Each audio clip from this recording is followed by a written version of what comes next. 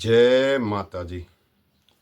હું સાહિત્યકાર પૌભા ગઢવી અને આજે એક એવી વ્યક્તિની વાત કરવી છે જેણે સાહિત્યમાં બહુ મોટું યોગદાન આપ્યું છે, સાથે સાથે કલાકારોને પણ એવડું મોટું પ્રોત્સાહન આપ્યું છે કે જેનું ઋણ ન ચૂકવી શકવી.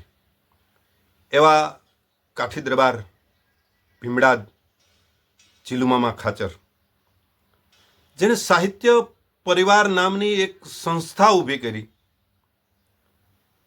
અને એક સંસ્થા દ્વારા જે મોટા સાહિત્યના ઉપાસકો હોય, સાહિત્યના સર્જકો હોય, સાહિત્યને જાણવાવાળા વ્યક્તિ હોય, જેની મુલાકાત કરવી પણ અઘરી બને એવી વ્યક્તિ સાથે નાના નાના કલાકારોને સ્ટેજ અપાવી એની મુલાકાત કરાવી.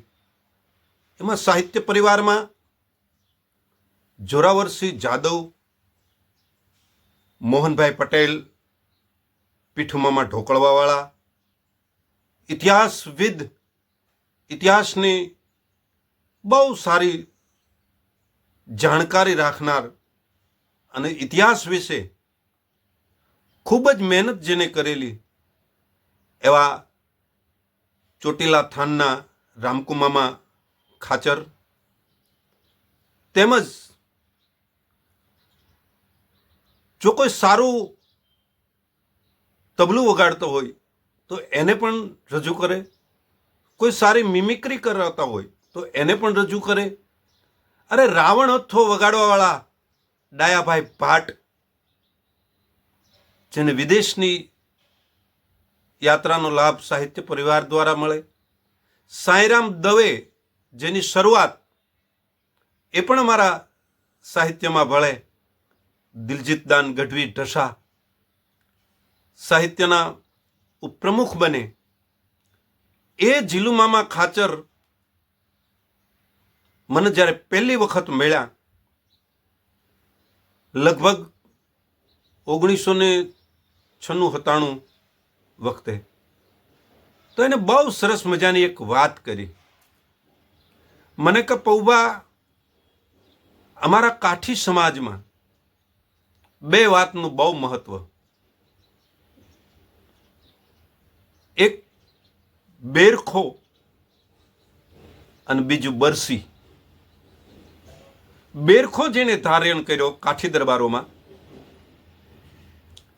એને દુનિયાની અંદર સંત શું કહેવાય, ભગત શું કરી શકે, ભગતના જીવન કેવા હોય, અને બેરખો ધારણ કર્યા પછી કેવી રીતે જીવન જીવાય, એ બેરખો ધારણ કરનાર આપા ગોરખા, આપા જાદરા, આપા વિસામણ, આપા દાના, આવા ઘણા નામ આપ્યા. પરબ, ખુમાણ, હાદુળપીર, આ જેને બેરખા ધારણ કર્યા અને જેને બરસી ધારણ કરી, એને જગતની માલપા અન્યાયની સામે કેમ લડવું અને કઈ રીતે મરવું અને કઈ રીતે મારવું, આ જગતને શીખડાયું. જેને બરસી ધારણ કરી અને બારવટા ખેલ્યા. પછી એમાં રામવાળો હોય તોય ભલે, બાવાવાળો હોય તોય ભલે, પણ જેને દુનિયાને દેખાડ્યું કે બરસી પણ ધારણ કરી શકાય અને બેરખો પણ ધારણ કરી શકાય. એવા આજે જીલુમામાની યાદી થઈ એટલે આટલી વાત હું પણ એમના સાહિત્ય પરિવાર દ્વારા કંઈક મેળવી શક્યો છું. એટલે જીલુમામાને યાદ કરી અને આજે બે વાત મૂકું છું. જય માતાજી પૌભાના.